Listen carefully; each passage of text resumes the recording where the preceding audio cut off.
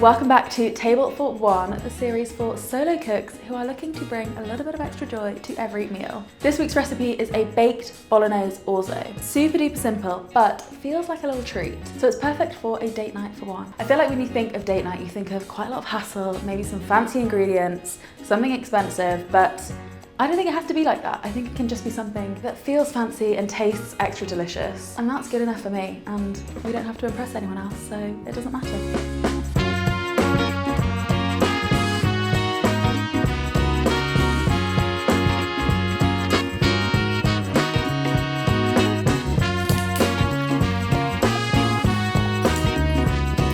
I feel like there's a narrative that eating by yourself or doing things for yourself is sad, or perhaps it's not a choice. You're only doing it because you have no one else to do it with or because someone cancelled plans. But I just really don't think that has to be the case. I think doing things for yourself, eating by yourself and cooking a delicious meal for yourself can be a total act of self-care that's really full of joy.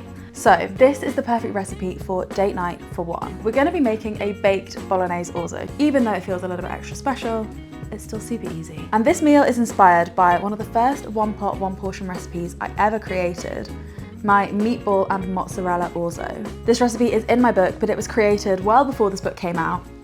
It's one of my favorites. It's one of my sister's favorites, and I frequently get texts from her saying that she's made it. We're taking some of the same principles, but making it slightly different, but still just as delicious. We're starting with a bit of a classic bolognese sauce, onions, garlic. It's that simple. We want half an onion, peeled and finely chopped. And then 3 cloves of garlic, also peeled and also finely chopped. I know that a lot of people grew up with bolognese, and so it might not feel that special, but there's something about this dish that feels elevated, and maybe it's the orzo, which I think we can all agree is one of the best pasta shapes. Maybe it's the fact that it's baked and you get the gorgeous stringy mozzarella top. I don't know. We're frying off the onions and garlic in an oven-proof dish because this is a baked orzo, so it is going to need to go in the oven. If you don't have an oven-proof pan, you can just transfer it to an oven-proof dish in a bit, but this way it just saves up on washing up. Then once the onions and garlic are golden brown, we're going to add in our meat. I'm using a ground beef, but you could easily use ground pork. You could use chicken. It wouldn't have quite as much depth, but you could. If you're vegetarian, you could use a soy mince or lentils. It's kind of really up to you. And just cook that off until it's slightly brown. We're going to add a tablespoon of tomato puree and then a good glug of the wine.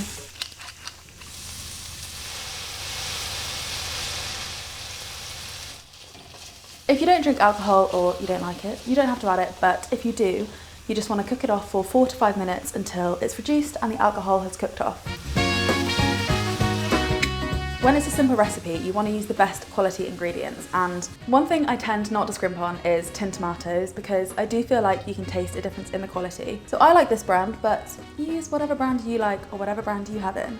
We're also adding in half a beef stock cube and some dried herbs.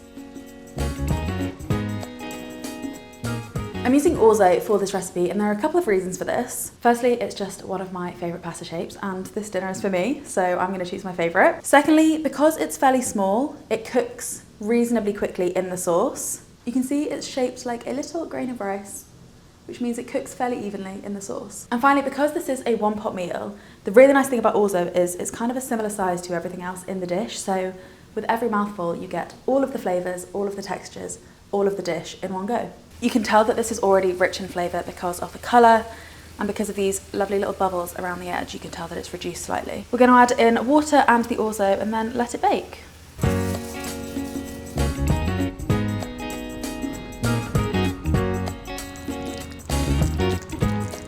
Just before we pop it into bake, we're obviously going to top it with some fresh mozzarella. Now, I'm not going to tell you how much one portion of mozzarella is. That's personal information. We listen and we don't judge. Tear it apart so you get those gorgeous strands and just lay it on top of the orzo. Then into the oven to bubble and blip away while we drink our wine.